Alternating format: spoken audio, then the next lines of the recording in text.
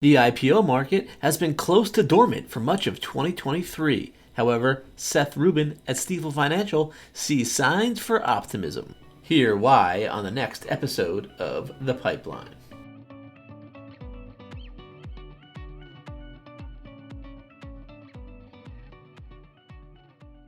Hello, and welcome to The Pipeline, an S&P Global Market Intelligence podcast.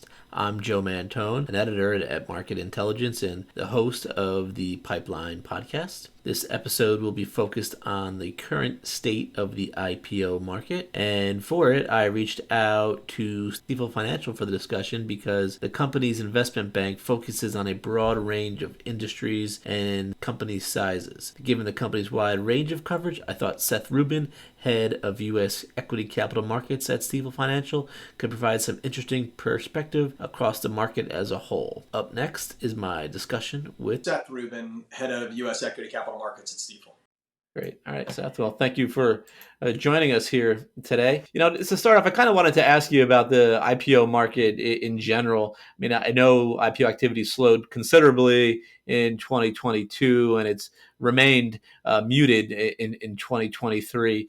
Did you expect to see more pickup in the activity by now? Yeah, thanks, Joe, for the chat. Look, I think muted is probably a nice word for it. It's been pretty anemic as we've gotten through it.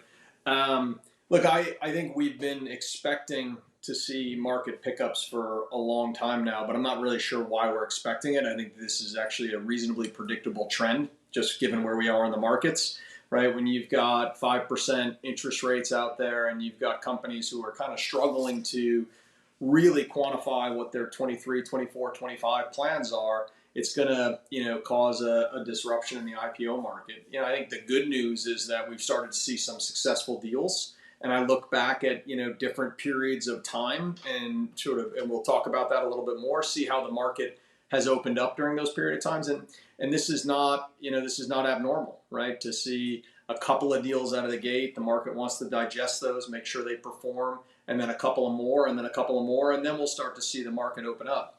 I'll tell you where I'm particularly bullish is the quality of companies that are in the backlog, right? We've got companies that are more mature. They've frankly been operating like public companies, even though they've been private for a long time. They've got real scale. And so, I'm really looking forward to this next class of IPOs, but I don't necessarily think, something snaps and it turns on and, overnight. All right. The quality of companies, that's just a matter of pent-up demand. I think pent-up demand, I think pent-up supply, frankly, right? Companies that have had access to a lot of private capital, that have brought in great management teams that have operated public companies in the past, and that have been able to grow as private companies and, do M&A and continue to succeed in that way. So I think there's a great group of companies that are waiting for the right time to time the market, and they're well funded, so they don't have to come out before they're ready, right? They're not forced to go issue into either, a tough tape or when they're not feeling 100% about their business. Certainly makes sense. And you mentioned interest rates. Is that the biggest headwind to IPO activity right now? I think so, right? I think the interest rate environment and making sure that companies, two things there, right? One, you've got to find companies that are going to perform in that higher interest rate environment and perform when money's not free, right? So it can't be companies that are just ready to spend in perpetuity for growth, right? You got to show positive unit economics. But from an investor standpoint, I think there's two things. One is the risk-free rate obviously has gone way up. So you're comparing the new issue business to, what you're seeing in terms of other returns. And two, just given the performance of the overall market, there's great opportunities for investors to continue to invest in their public companies that are out there. So I think, it's not a question of capital. There's plenty of capital out there. It's a question of conviction and resetting the return parameters so that investors get confidence that they can get paid for the risk of buying a new issue, which by definition is illiquid and is going to have a little more risk to it. So are we seeing any sort of change in that risk appetite from investors? I think so. I think you're seeing it on both sides. I think you're seeing a little bit of a change in that risk appetite. And I also think you're seeing the sellers, right? The companies that are coming to market have a little bit more of a rational view in terms of valuation and size and what investors want to own. Right, so it's going to have to come from both directions, right? You have to have two sides to really make a marketplace. But my point before and what I was trying to say was what I absolutely believe is it's not a matter of capital, right? There's plenty of capital there, and there's plenty of capital to support the leading companies and the leading growth companies from public investors, from big long-only mutual funds, from the big asset allocators who play in the public market. It's just finding that equilibrium. Given that activity's been so slow, I mean, have we seen any new types of structures or any sort of creative strategies out there to try to get deals Yeah. done? First of all, there's nothing that is particularly new, right, or particularly novel. I think it's just going back to what we've seen in difficult markets before, which is that issuers are going to do all the things they need to do to de-risk the transaction. Issuers, banks, underwriters, and whatnot. So, there's a variety of things they can do there. Obviously, the easy ones are around, valuation and size of transaction to really shrink that supply-demand imbalance. What you've seen, and you've seen in the past, and you've seen it in certain sectors for a long time, but what you've definitely started to see is companies spending a lot more time to shore up anchor orders in the IPO ahead of time. So you see it with strategic investors coming in, like on the cover of ARM right now, right, where you've seen strategic investors coming in, and you've seen it with financial investors. If you look at a couple of the recent transactions that have been successful, like a Kava or an Oddity, where they've got some of the highest quality investors putting their name on the cover, showing their support for the transaction with an indication of interest. So, what that's doing is it's, number one, it's giving real comfort to the market that there are quality investors that have done a lot of work, not just did work a year ago or 2 years ago, but did work recently and are willing to put their name on the cover and really help support that transaction. And number two, it's really helping to adjudicate the current valuation, because it's saying, hey, look, we've got sign off from some of the best mutual fund investors or otherwise, who are coming in to take big positions in the IPO. So I think you'll continue to see that, right? All companies want these deals to be successful, and they're spending the extra time up front to make sure that there's that support in the market. When you say on the cover, I'm familiar with investment banks being listed on the cover of the filings with the SEC for IPOs, but you're saying actual investors are being listed on the cover? Yeah, that's right. If you look at a number of the recent covers, you'll see, like I said, you'll see a variety of things. You'll see some of the strategic investors that are coming in. You'll see some of the existing investors that are putting on, frankly, the cover of the prospectus that they're going to, that they've got an indication of interest of up to X. And you're seeing some new outside investors who look at it and say, look, we've done all this work. What's the best way for us to guarantee an outsized allocation?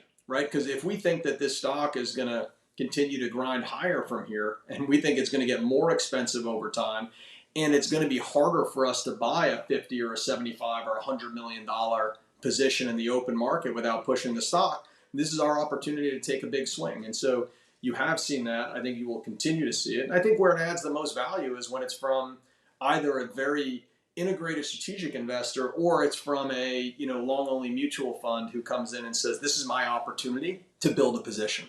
So in the past, we didn't see that at all, or was it just on occasion? You saw it on occasion. Like, you've seen it in biotech for a long time. And I think in the past, you saw it when investors came in or there was more communication around it without necessarily being on the cover. But like I said, it's not new. It's just a cycle through. So the market likes it. I think the market says we understand that there's real value on both sides here.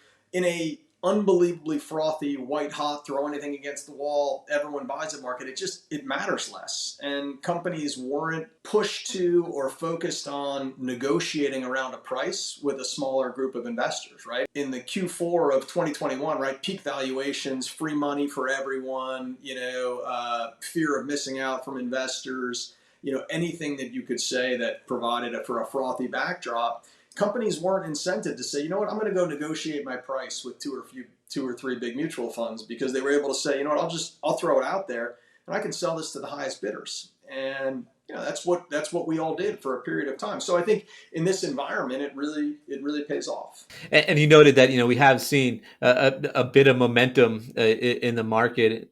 Some successful deals.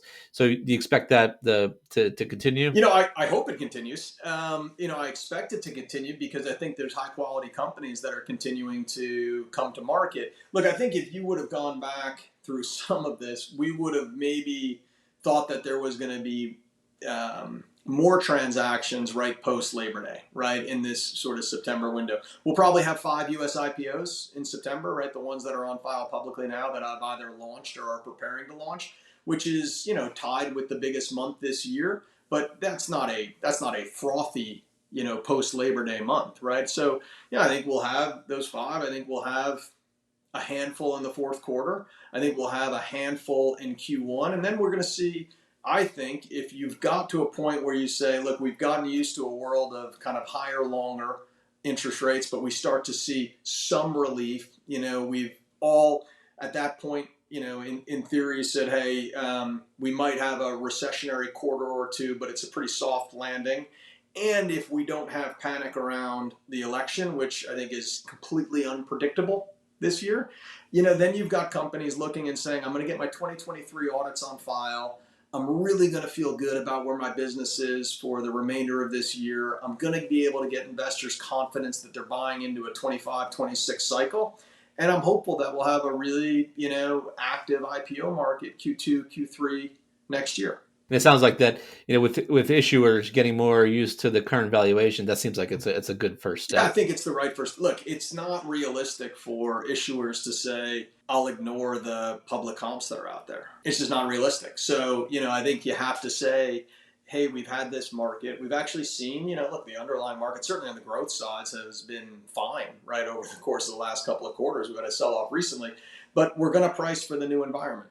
And, that new environment hopefully is a bit better than it's been for the last, 6 to 18 months. But I don't see a scenario in the very near term where we're going back to peak valuations. And I certainly don't see a scenario where we're going back to, an investor mentality that says just grow at all costs, right? Because you've got access to unlimited capital. It just doesn't exist, right? So you got to be opportunistic, but you also have to be rational. And, you got to make it worth it. And, that's going to mean that some companies are going to come out, below the last valuation of the last round. And I can tell you one thing, the new investors, they don't care, right? That's sort of your problem. But what the IPO does that a lot of private rounds or private debt rounds or bridge capital doesn't do is it flattens the capital structure, right? So if you've got confidence in your business and you think that over the long term, you can create more value for all constituents by being a public company, then you can clean the capital structure, you wipe everyone down to common stock,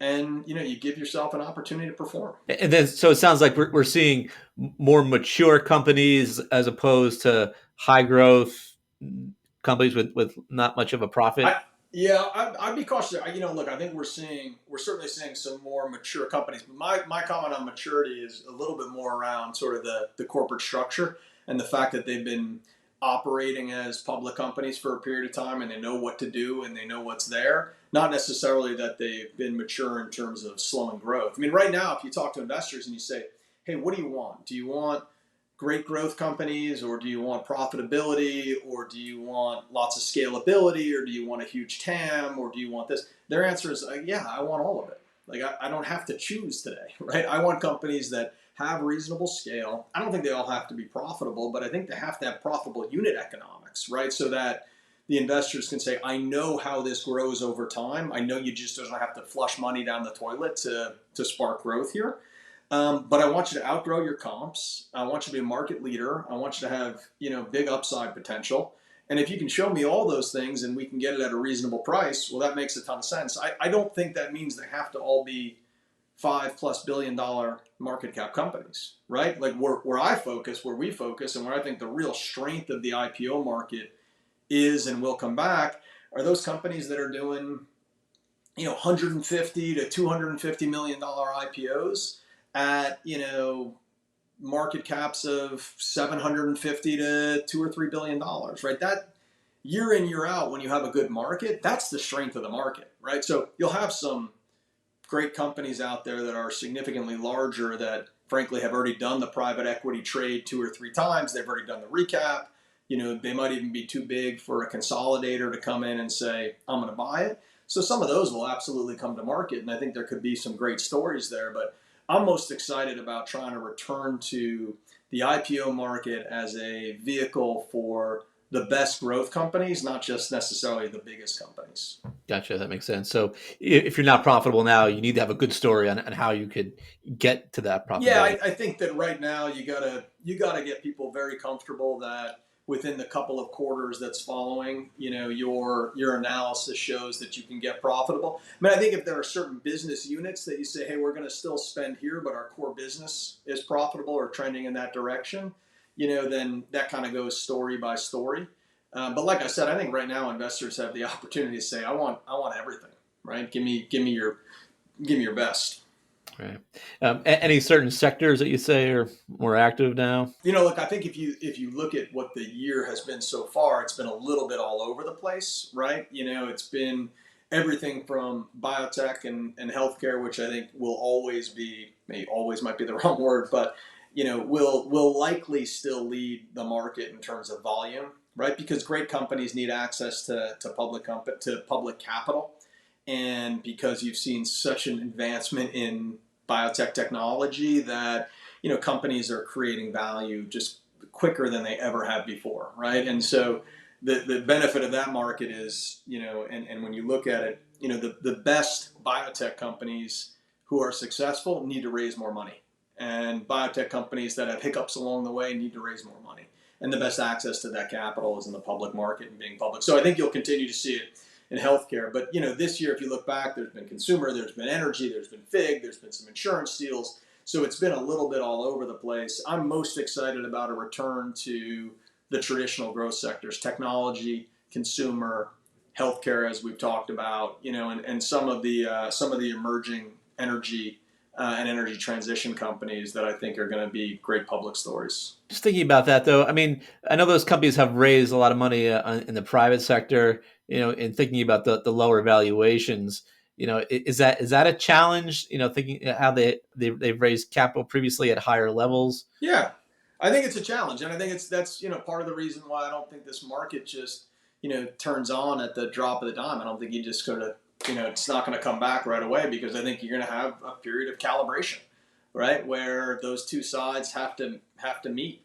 And I think it's the same thing in the private market, right? So if you don't need money and you're growing fine and you're able to keep all your employees and you're able to keep being an acquirer and you're able to stay on plan without any access to new capital and whatnot, then you don't necessarily have to do something that's going to adjust your valuation. My point is, I think that you're going to recalibrate either way for the companies that are continuing to raise capital into growth, and I think that over time companies are going to come back to saying that the public market offers a really good alternative, and in some cases better market opportunity than doing another large private round. Switching gears a bit, there were a couple of post-pandemic topics I wanted to ask you about. During the height of COVID, we saw IPO roadshows practically halted. Have we returned to a more normal environment now with roadshows? I mean, I don't think we're ever going back to the 10 or 12-day global roadshow with every meeting in person and having 6 or 7 meetings and a group lunch a day. It's not efficient. You don't need it. I think that companies that do a tremendous amount of test the waters work, and certainly in biotech, you're still seeing 3 or 4, really 4-day, roadshows, and they've done enough work ahead of time, and the banks do enough work ahead of time that I still think that's super efficient and effective. A few of the tech deals and a few of the other deals, I think you'll see back to 6, 7 day type roadshows that go over a weekend, but they're going to be hybrid, right? All management teams, if the biggest and best investors want to meet in person, they'll make time in the schedule to do it, but they got to be efficient, right? And so we've gone from 6 or 7 meetings to being able to do 12, 13, 15 meetings a day and touch a lot more people. So I'm not sure that changes, right? I think it's been actually really good advancement in the market. The second thing is that the test the waters work, the upfront work, is so much more pervasive now, right? It used to be just certain companies were doing real test the waters work, or you were just doing one meeting here and one meeting there. Now we're launching IPOs after we've done 40, 50, 60 meetings with investors, under the test the waters guidelines. And so people have a very good sense before the IPO kicks off in a lot of cases of, where the business is, what the business is. They've spent time with the management team. Ideally you're coming in during the IPO and you get an update, right? How's business? How are the partnerships going? How's the new VP of finance that you hired? How's all that? What are some of the things that you talked to us about in terms of some of the new growth engines that you have? How are those? How should we track that? And so, if we're all doing our jobs, the IPO can become much more of a business update. And okay, hey, we haven't showed y'all our numbers. Now they're in the prospectus. We can talk through that. But you probably have some pretty good knowledge prior to launch. And the test of waters, that was part of the pre-filing IPO regulation, right? Yeah, that's right. So with the emerging growth companies, it really expanded the ability to use test the waters and use it very, very effectively. And so we've gone from the hey, we have a couple of discussions, a couple of meetings, to we have a very legal and compliant process that gets out to the leading investors. And every company sort of organizes it differently. But it's not a new thing right now. And I think this continues. And then the other topic I wanted to ask about was SPACs. I mean, we saw the SPACs skyrocket during the COVID era, and then it's really slowed considerably recently because of some regulatory scrutiny and some other issues. What do you see as the future for SPACs going forward? In terms of like the SPAC IPOs, a new issue, in terms of the business combinations? The SPAC IPOs. I mean, look, I think the market obviously got way ahead of itself and is going to regulate. Every couple of years we see new technology and new structures within SPACs that make them more attractive to the market, and and you see a spike in activity. Yeah, I think if you look during 2020, 2021, the number of SPAC deals that got done, I mean, that capital could not be deployed. And, and where it was deployed, obviously there was a lot of reaching for transactions to do deals with companies that didn't make sense as public companies. And so, you've had a reversal in that market. So we will have a SPAC IPO market.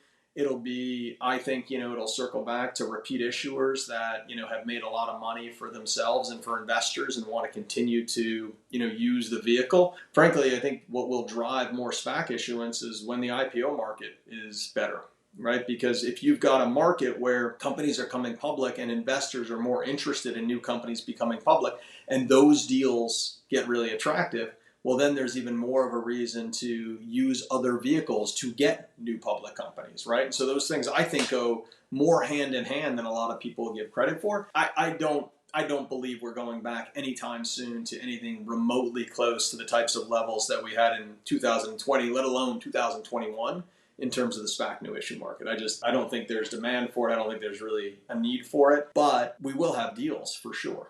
It should get pulled up once IPOs start getting pulled up. I think so. I mean, look, we'll go back to, I think if you look at 2017, 2018, there were 30 to 40 something, SPACs, new SPACs that went public a year. I think we were closer to 60 in 2019.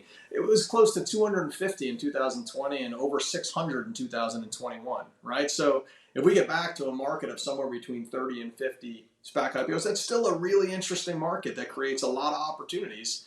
And, that I think that would be very healthy. Great. Okay, Seth. Well, I really appreciate you taking all this time with us here today. So thank you very much. Absolutely. Good to talk to you. That'll do it for this episode of The Pipeline. Thanks for listening.